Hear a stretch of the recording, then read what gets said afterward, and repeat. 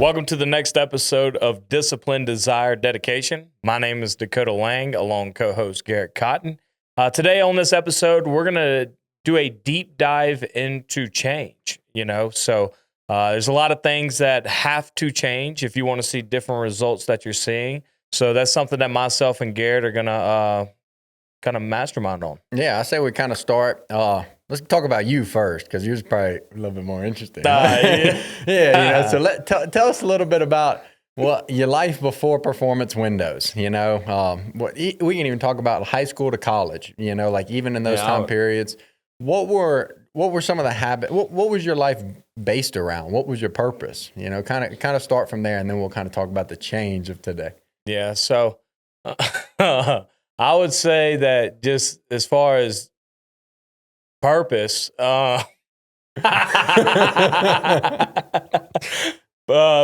I would just say that, I've always wanted to be successful, but in reality, you don't really know how, but you have to come a point in time where you got to realize that what you're doing is not enough. Mm-hmm. And the only way that you'll see different results is change. Yeah. So it's kind of like, if you want to think about it, if there's somebody that's overweight, to see change and lose weight, you have to do something different, and it goes back to just simple as exercising. Well, I think it even starts with your perspective is the first thing that needs to change. You have to acknowledge that, hey, the way my life is going is not going the way I want it.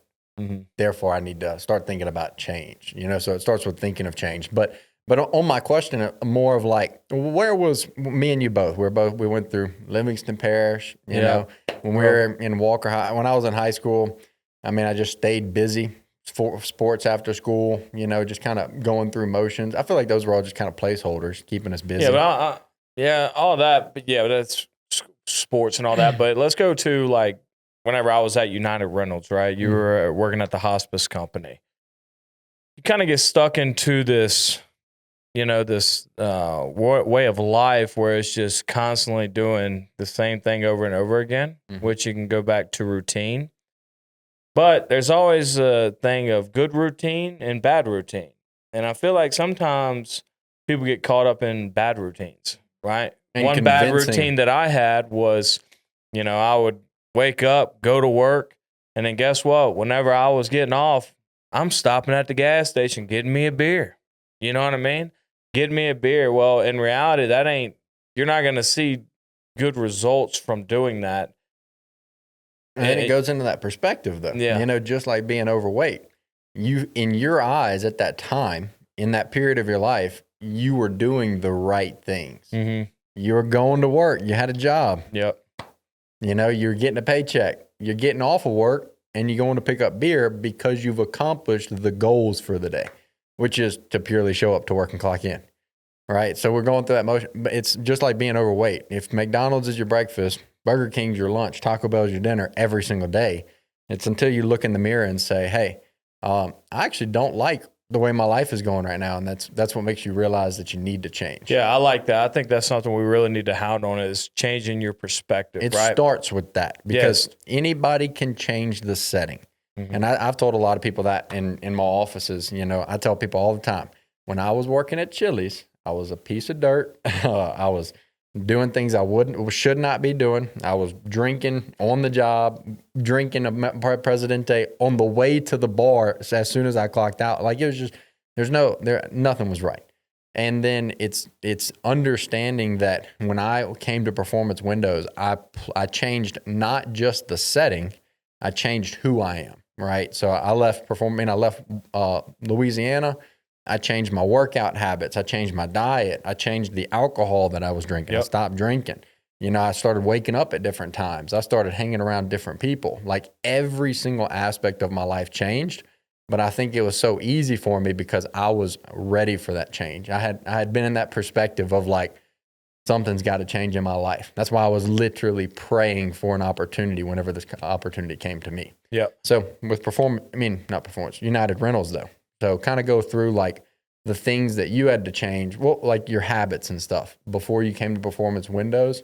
What were the things that you had to recognize? Before I came to Performance Windows, I was doing real estate, and there were times that I would wake up early and stuff like that, which I think that's a crucial part to somebody's success. You know what I mean? Is we all have 24 hours in a day. It's just a matter of what you're going to do out of those 24 hours, right? Waking up early, it gives you a big advantage because it gives you more time. Oh, yeah. And so waking up early, not just because real estate, you're still your own business, right? You can still sleep in if you want, but the most successful people are going to be the ones that are waking up early doing change. But I don't know where I was going with that. Well, I like it because as far as the topic of change in real estate, going from United Rentals into real estate, if being honest, do you think that your habits genuinely changed, like dramatically? No.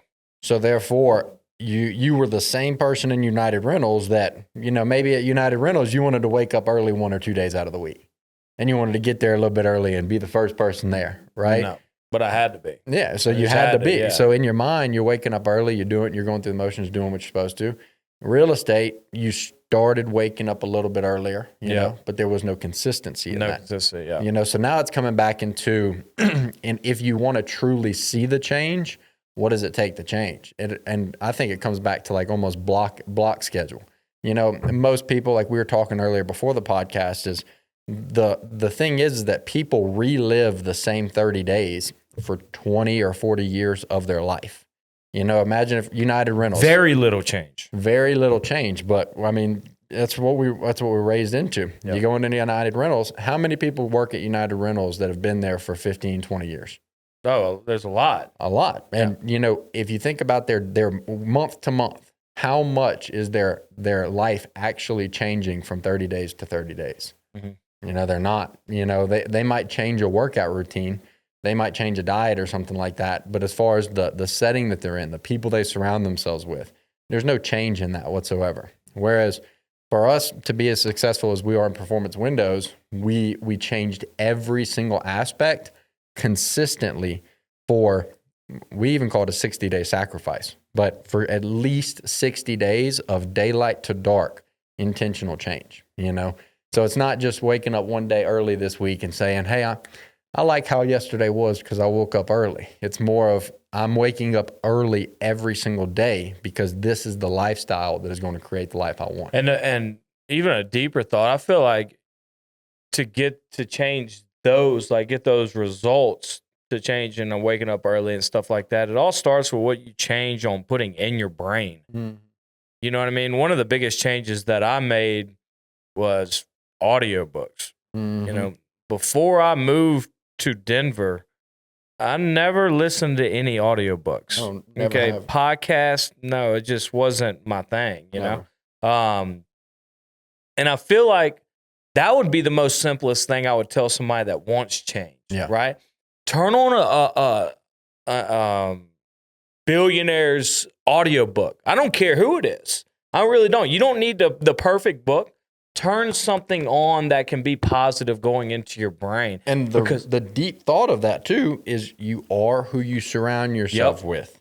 And we don't have the luxury of hanging out with Grant Cardone. Exactly. So we don't have the luxury of hanging out with Grant Cardone. But what you do have the luxury of doing, if you're in your car for 2 hours a day, well, guess what? You turn on a Grant Cardone audiobook. Well, guess what? You just hung out with Grant Cardone for 2 hours, essentially. Yep. You know what I mean? So you start putting that in your brain over and over again. It just changes the thoughts that you're going to have. Mm-hmm. And that's where you're going to change your perspective to where you can start taking action. Oh, yeah. So I think one of the biggest thing is, and I feel like a lot of people that are not successful in life, in a sense, is just simply because of what they put in, right? First thing they do is go turn that news on.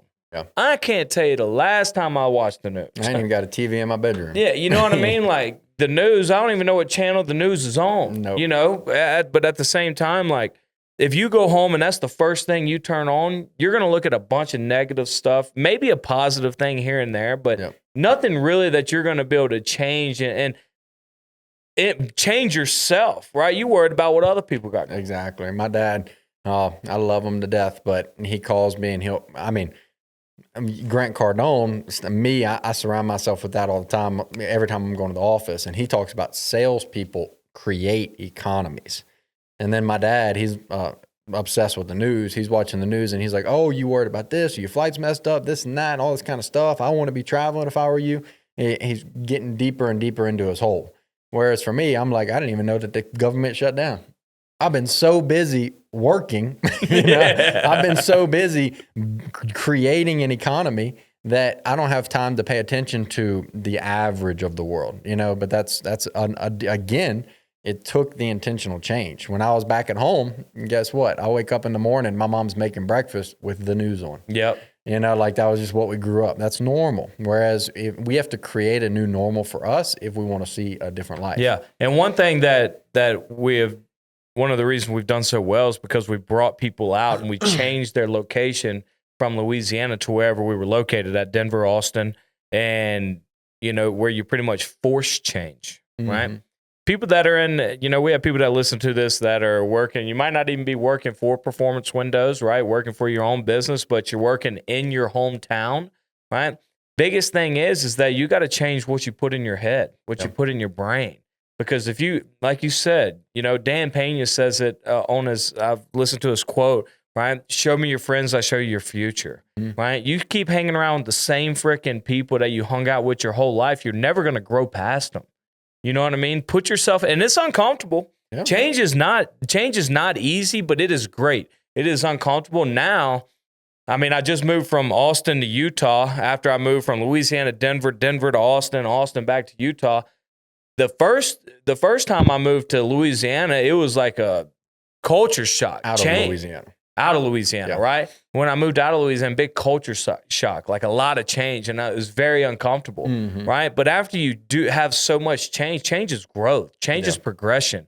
And once you get comfortable in doing that, making those same-day decisions, right? Whenever I got the call, boom, I'm gone, whatever needed. And it's uncomfortable in a sense, but that's where you're going to grow is whenever you make those drastic changes in your life. Yeah, and it always comes back to, in order to be successful, you don't need to create success. You just need to replicate it. This change that we're talking about, I mean, there's so many other people that talk about change, right? David Goggins, one of the biggest ones out there, choosing hard. Something as simple as that. He simplified the idea of change. You think about choosing hard. For me, I used to carry this big guy on my shoulder over here that chose hard. He was a dog. And then there was a little bitty puppy on this side. I chose to listen to the big dog every day of my life. This guy was who I wanted to be, and this is who I'm running from. If I start listening to this guy, that's who I start to be like. When I start listening to this guy, that's who I am. And on top of that, and that's something that like even me and you still fight on a daily basis. Oh yeah. Right? Change is not temporary. No. It's not temporary. It's with you forever. Like when you make that how do I want to say this? When you make that, I guess that commitment to growth, which is change, then you have to constantly live with that, right? And there's always that voice in the back of your head, right? When you know that you were doing the right thing, know that you were choosing hard every day, and then you go to not doing it, that haunts me. Yep. You know what I mean? Like, and you got to be able to own that to make change. Yeah, and to kind of tie in with our Performance Windows listeners, one of the things that you got to understand, and I recommend watching Chance Lott's episode whenever you watch this, but people talk about it all the time, is that you get into market owner role, and our whole purpose is we want to see you progress. So when you get to market owner role, that's when you are the standard. People look at you for being the example. And if you stop changing just because you got to that new role, Chance will tell you, it's a wake up call. Everybody around you is going to see straight through it. And then it's you're the blind leading the blind at that point. But you become the constant. And that's something that you need to start striving to be even as a knocker. When we were knockers, we started living as if we were owning this company. Yep. And it wasn't much of like I'm doing this because it's my job. We're doing it because this is our business. And our business is either going to live or die by us. Yep. And then we were the example for everybody. But when you are the example, then people can replicate that, But it stops at you. It either starts at you, it stops at you. But you have to make the decision amongst yourself that, hey, today's day one, or it's always going to be one day. Yep. Yeah. One day or day one. Mm-hmm. Yeah, I like that. And another thing is that I think that just take action. Take action, right? If you keep doing the same thing over and over again, you're going to get the same results, right? Do something different. I don't care. Well, we tell people, you go out there and bagel, dude, I don't care what you do. I always use the story that you said this when I was knocking, right? Yeah. It's like getting off the bus and then you go down this walkway. And every day you go down that walkway, you get the shit beat out of it. Bullies beat you up. Every day. Right? Eventually, you just got to stop being so dumb and keep going down that walkway. Yeah, even if it's a 10-mile walk home, it's better than getting beat up. Right, exactly. Don't do something different so that you get different results. Yeah. But, hey, we appreciate all of you watching. Make sure to like and subscribe to our channel. Drop a comment below. And it's also coming up on the new year. So we won't drop it. We're dropping this. We're doing this right now, right before Thanksgiving. So all of you have a happy Thanksgiving. Enjoy your time with your families, and we'll see you guys soon.